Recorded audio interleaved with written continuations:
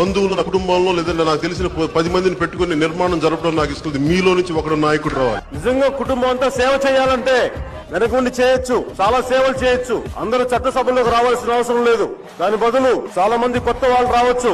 మీలాంటి ఎంతో మంది యువకులు, దేశం కోసం పాటుపడగలిగే యువకులు ఎంతో మందిని రాజకీయాలకు తీసుకురావచ్చు. ఎంతసేపు నా ఇంట్లో వాళ్ళే, నా కూతురు, నా కొడుకు, నేను, మా మేనల్లుడు అంటే కుదరరు. నిజంగా పవన్ కళ్యాణ్ గారు అసలు మీ మొహం మీరు రోజు అద్దంలో చూసుకుంటారా? అసలు మీరు కడుపుకు భోజనం చేసేది మీ ఒంటికి పడుతుందా? రాత్రులు మీరు ఎలా నిద్రపోతున్నారు ప్రశాంతంగా?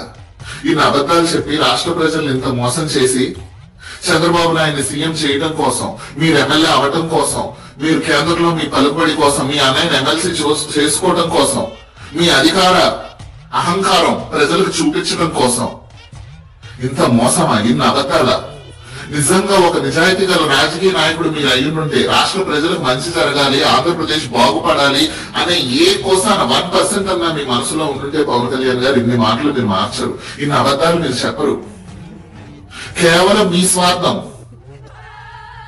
ఇంత దుష్ట రాజకీయం చేసే రాజకీయ నాయకుడు దేశంలో పక్కన పెట్టండి కానీ 2 తెలుగు రాష్ట్రాల్లో ఎవరైనా ఉన్నారా? నేను ఆంధ్ర ప్రజలను అడుగుతున్నాను, జన సైనికులను అడుగుతున్నాను.